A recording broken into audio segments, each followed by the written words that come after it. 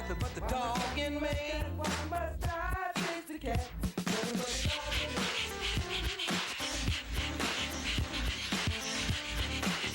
Remind me to smile. Good evening and welcome to Posse Presents. We are here first Saturday after the time change. It was interesting to drive in with the world still lit up and not dark. We're heading into nicer days, and that's a beautiful thing. Nice little news that we had to renew the show, and both myself and my friend Speedo got our time slots. Yay for us! So we will be back for the next season, and that's a good thing, I think. Back by popular demand. Yeah, back by popular demand, or by default, I don't know which. Right. But, it's all good. We'll be here again for, the following 3 months. When does this season end? In March sometime? The end of this month, I think? Yeah, and then we're good till the beginning of July. And then we're good till the beginning of July, and we get to renew again in May or something. I don't know. It's every 3 months and every 3 months, and it's all good. But anyway, I'm going to start tonight with a special request to show a dog who has probably a week or so left to live. Zach, can we see Brandy? This is Brandy's critter card.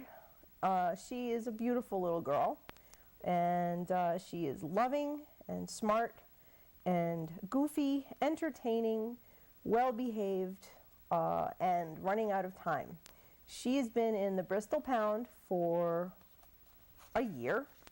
And as I said, she has roughly a week left. They won't keep her much longer. And from what I read, they haven't lost a dog in Bristol in over a year. So this is really, a cliffhanger and a nail biter, because no one wants to see poor Brandy lose her life. She does need to be an only dog, and that's a niche adoption, but it can be done. There are people who maybe had one dog, recently lost that dog due to sickness or old age, don't have another one, want to replace, that spot in their home. So that's definitely, if you know of anybody like that who's be willing to open up their homes and their hearts to a dog that just does need to be the only, reach out to them. Let them know that Brandy is, urgent. It's not a stretch. A lot of people lose an animal and say, oh, I don't want another one right away, and oh, I can't do it, and I'm not ready. But something, when the right dog comes along, you find yourself ready real quick. I've been in a position myself, just adding to the pack, saying, I'm not ready, I'm not going to do it, and then, oh, look at you. So, it could happen. So Brandy will be posted on the Posse Presents Facebook page, so you can easily share her. She is now currently shared on my page, and if you want to make an appointment to see her, find out when you can go see her and meet her, have any questions, dial 860-582-9360. Once again, that's 860-582-9360. And let's see if we can pull together and get Brandy safe before her time is up. Like I said, I saw one post that said 10 days, one post that said 9 days. Let's just call it about a week she's got, because I don't know when that post originally went up and when the clock started ticking on her. But, look at that face.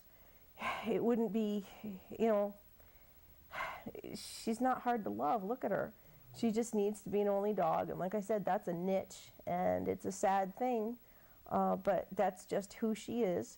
So please share Brandy. Let's get her safe and in a home and not let her die not knowing what it's like to be loved. Zach, I will take the camera back. And I had a last-minute situation between last night and today that dictated what tonight's show is pretty much going to cover. Once in a while, people will reach out to me and bring a situation to my attention and, want me to respond, want me to get involved, want me to act on something. And yesterday, of course, got up late for work. What else is new? Didn't have time for much. But my friend Jan messaged me on Facebook to tell me about a letter to the Republican American that was written and submitted online about puppy mills. Well, me and puppy mills, we're not friends. I have distinct opinions. I know, Speedo's like, gee, I'm shocked. I have distinct opinions about puppy mills and, you know, the stores that sell puppies and the whole thing. If you remember, Amy Harrell from Connecticut Votes for Animals was on the show last year, and we talked about the puppy mill bill that they were trying to push through at that time, and things are kind of hot and heavy on the same subject matter now. So a woman wrote a letter, and I'm going to keep the people's names out of it because I really don't want it to be I don't want it to be like that. I'm just going to read her letter, and then I guess I'll have some commentary because, you know, I can't help myself. And then I will read a couple of other letters, and then late today, the response that I submitted was approved, and it's now public on the same thread. I was wondering if they would do it or not, but, you know, kudos to the Republican American. I was as nice as I could be, and, you know, as my friend Tish said, I didn't use certain words, so that was probably a shoo-in. Anyway, I'm going to put on the old glasses, and I'm going to read this letter. It's titled, Pet Store Law Would Deprive Citizens of Their Choice. Oh, would it really? I am a longtime pet owner. I have purchased 2 dachshunds from the Gentle Jungle Pet Store in Connecticut. My pets are Barney, 11, and Scooch, 3. They are healthy, happy, and well-socialized dogs that get along well with other animals. My family cannot imagine life without them, and we are thankful Gentle Jungle brought them into our lives. As an animal advocate, one of the things I believe is getting the right pet for your family. If a shelter doesn't have a dog that's non-shedding, and you have family members with allergies, does that mean you cannot become a pet owner? If you've always owned Cocker Spaniels and want to own another, does that mean you can't? If there are certain characteristics about a breed that you love, but you can't find that breed, do you have to settle for a pet that doesn't fit your lifestyle? No, but it does mean you need the right options for finding the right pet. Shelters and rescues are great options for some families, but not for all. Pet stores are. The stores also offer expertise about the care a particular animal requires and can help people find the pet that fits their lifestyle. I applaud the education my family received from the pet store on finding just the right pets. The choice in getting the right pet should remain with the pet owner. To our local pet stores, I say thank you for bringing pets to Connecticut, teaching my children responsibility and how to properly care for an animal, and bringing such joy into our lives. We would be lost without Barney and Scooch. These 2 dachshunds have brought, and continue to bring, so much love, loyalty, and laughs. They are our family. I urge Connecticut legislators to look at the true intent of the proposed puppy mill legislation, which, in all honesty, does nothing to protect animals. While it may seem that putting a pet store out of business will put a bad breeder out of business, I argue that you are mistaken. Responsible pet stores are not the problem. They are actually the solution. The pet stores of Connecticut are offering pets from Department of Agriculture licensed breeders. These are responsible breeders who provide well-socialized, healthy puppies to American families. Contact your legislator today and let him or her know you want your rights as a consumer protected. I know I don't want my freedom of choice taken away. If the government starts legislating what we can buy and where we can buy it, where will it end? As it stands, the choice is yours. Don't let it be taken away from you. I have a lot of opinions about that letter. They're not nice ones, which is probably one of the reasons why I'm going to withhold her name. It's well written, I'll give her that, but it's very misguided. Anybody who knows anything about pet store puppies and puppy mills is probably with me on this. I almost have no words, but then I have plenty of words. And I'm biting my tongue on some of them. But this is what's wrong with the whole situation. There are people who are in their little bubbles. There are people with blinders on, and people who really need to wake up. This is not utopia that you're dealing with. These are puppy mills. And responsible and breeder, to me, in my vocabulary, does not, those are two words that do not follow each other. Responsible breeder. There are almost no such thing. And I'm not going to knock the fact that there are some people who do breed for the betterment of the breed, but for the most part, you know, you've got backyard breeders, you've got people who are looking to make money, and then you've got the puppy mills, which are just, we're going to go to that, don't worry. Anyway, there were a few comments that were posted in response to this person's letter, and I am going to go ahead and read them. One woman says, an animal advocate. The definition of an animal advocate is an individual who advocates for the good of animals. They work to improve their lives. Puppy mills continue to exist because of people such as this writer. If you want a specific breed, you can either go to the rescue for that breed and select a puppy or older dog. You can also buy from a reputable breeder. This letter was either written by a pet store owner or relative or friend. They have no idea of the lives of the mother of these puppies or the puppies themselves. Petco PetSmart do not sell kittens or puppies, but sponsor dog-cat rescue group adoption events in their stores. Connecticut shelters also have dogs, puppies for adoptions. There is no lack of ways to adopt. It is only a matter of time before the legislature passes this law, and it is about time. I'm going to say I'm on board with that one. The person has the right ideas, has the knowledge to stand up for, or should I say against, what the original letter has to say. However, the second person, not so much. I agree with the owner of Scooch and Barney. I've had nothing but good experiences with my dealings with the Gentle Jungle. The owner is a top-notch businessman, and the animals are healthy and well cared for. I agree that it's the right of the citizens to decide what's best for their family. Well, the problem with that view is that you are harping on the fact that selling puppies is a business. And puppy mills are a business. And that is the greed that is the root of all of this evil.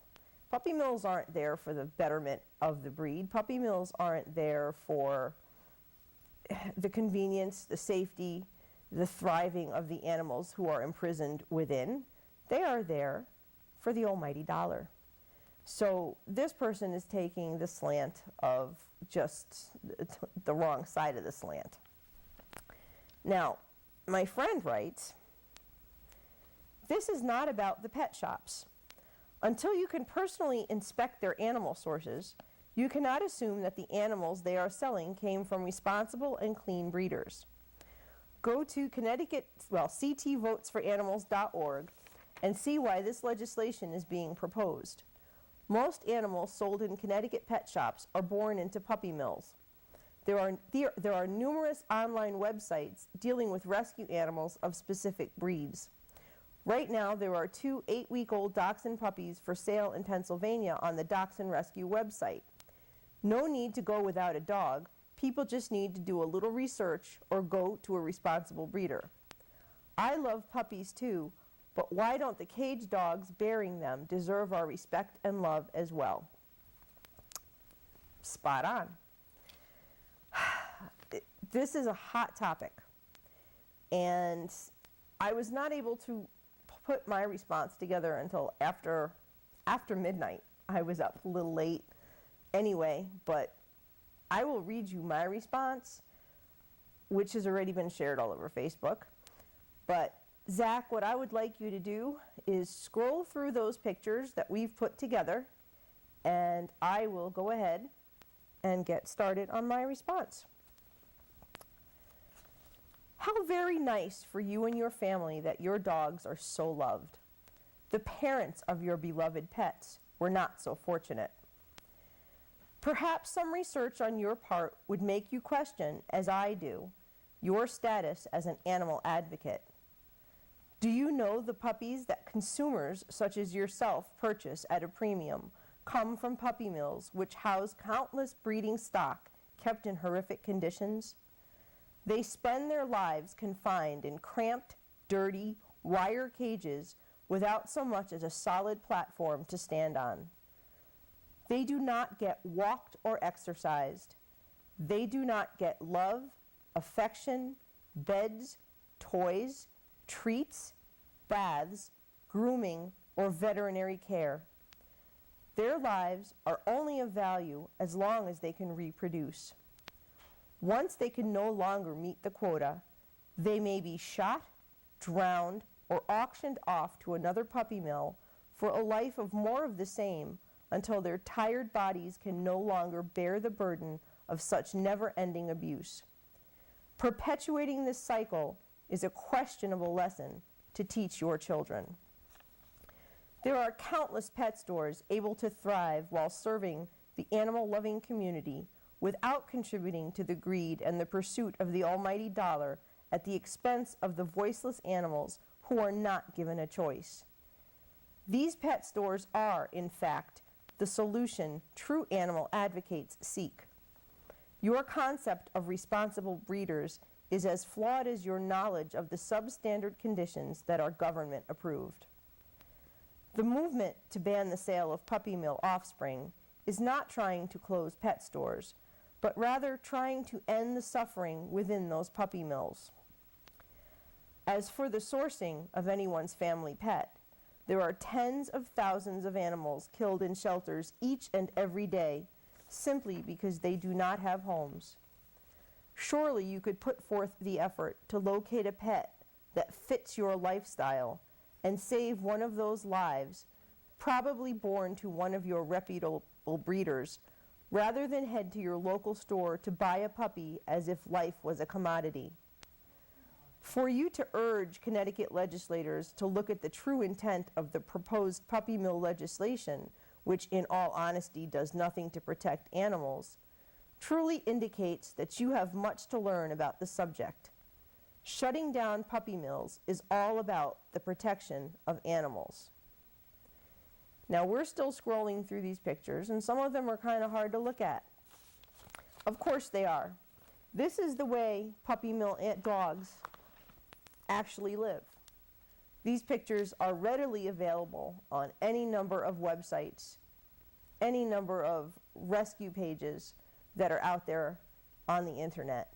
This is reality. This is where that cute little puppy in the window comes from. And if you can justify in your head and your heart that these dogs should live this way, there's got to be something definitely, terribly wrong with you. Look at that dog. I mean, she has probably had more litters than you can shake a stick at. These other dogs are in horrific conditions. The cages are unbelievable. There are accounts of dogs who have lost eyes because they're power washing the crates that they live in. Those dogs that stand on those wire floors, that's that way so that excrement could pass through and be washed out.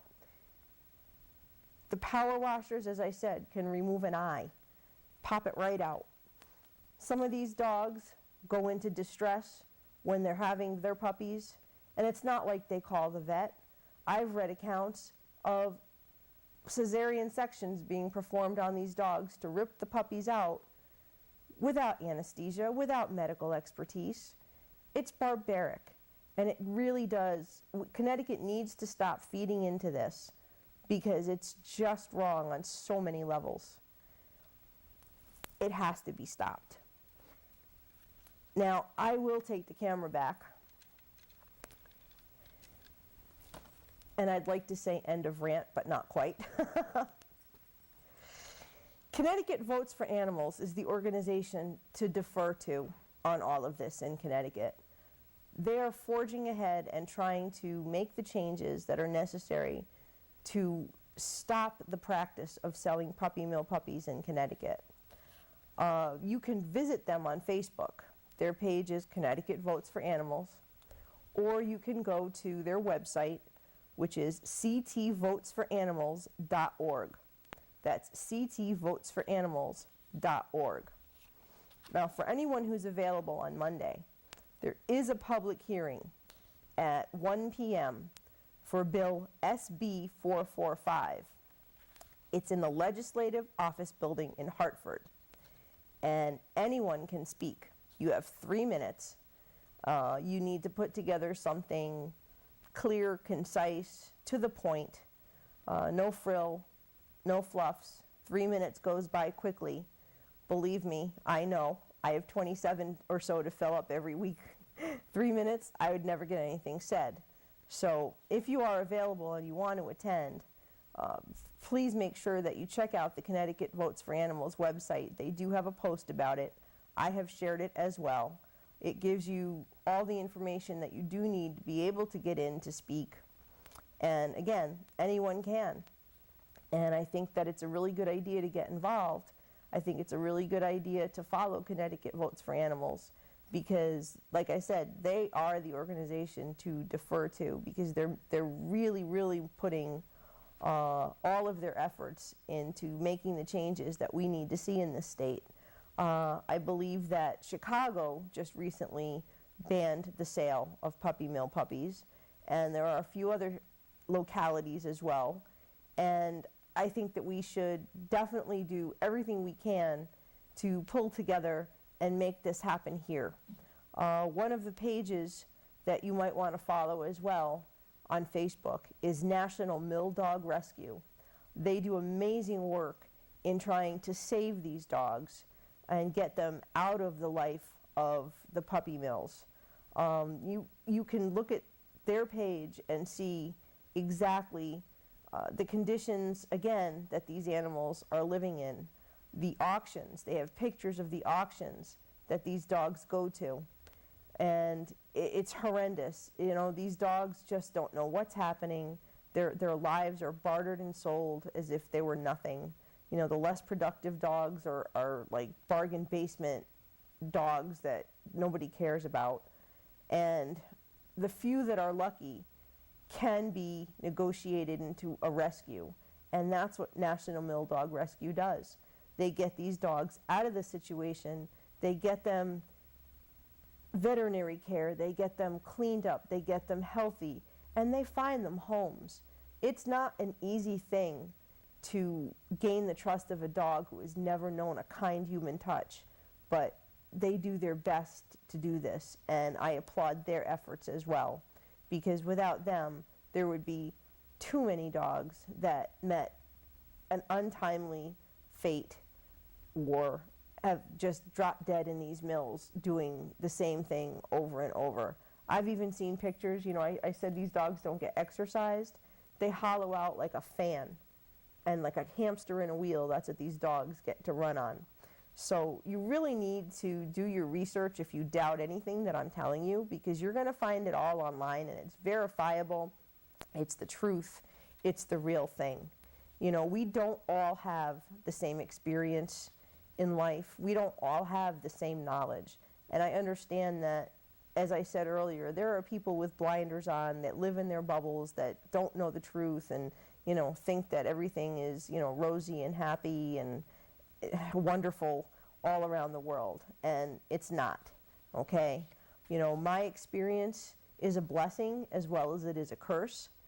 My experience is a blessing in that I am prepared and poised and ready to try to make change, to try to educate, and to try to make a difference. It's a curse because I can't unknow what I know. I can't forget what I have seen, and you know, there are plenty of nights that I go to bed in tears because I've seen stuff that I really don't need to see, want to see, but I can't help but see because it it makes me, in part, who I am and urges me and drives me to fight harder for the rights of animals. So, you know, not everybody is going to step up to the same level. Not everybody is going to be able to do the same things, but everybody can do their part, and that's all I ask. We need to make the change. We need to stop puppy mills entirely, and if Connecticut can contribute to some dogs, if not obviously all dogs, not having to live that life and not feeding into it, then we've done something great. Anyway, I think we're rolling out to just a couple minutes, and you know, I thank you for allowing me to rant tonight, because you know, I realize that this is a lot to absorb. Poor Speedo left the room when I showed the pictures, because he doesn't like to see stuff like that either, but he listens, which is good. So you don't have to look at the pictures, but if you listen and take the lesson, you know, you're still ahead of the game. Do the research. Go to Connecticut Votes for Animals. Go wherever you want on the internet. Look up Google puppy mills. You'll see it. It's not cool. And, you know, every time somebody buys a pet store puppy, that is just creating more demand and perpetuating the situation. And as long as everybody's doing that, and you know, here's another point that I'd like to make really quick. A lot of the pet store puppies are impulse purchases. And weeks down the road, months down the road, those dogs are in shelters and facing the same fate. You know, an impulse purchase, you're not buying, you know, a handbag or a pair of shoes and it's like no big deal. You're signing on for an animal's life. And, you know, you get it home and it's not all so cute and lovely anymore when it's chewing up your stuff and pooping on your floor, and then you don't want it anymore, so you dump it in a shelter. That just feeds the problem of people like me who are trying to save the lives of animals in shelters. It's overcrowding the shelters, and it's contributing to the numbers of animals who are killed every year in those shelters. So that's just another little facet of what we're trying to prevent from happening. You know, animals, you complain because the rescues have adoption procedures. There are no procedures. All you need is the money when you buy from a pet store. Anyway, I got the big hook coming to get me. I'm going to say peace, love, and dogs. Until next week, thank you very much. Good night, everybody.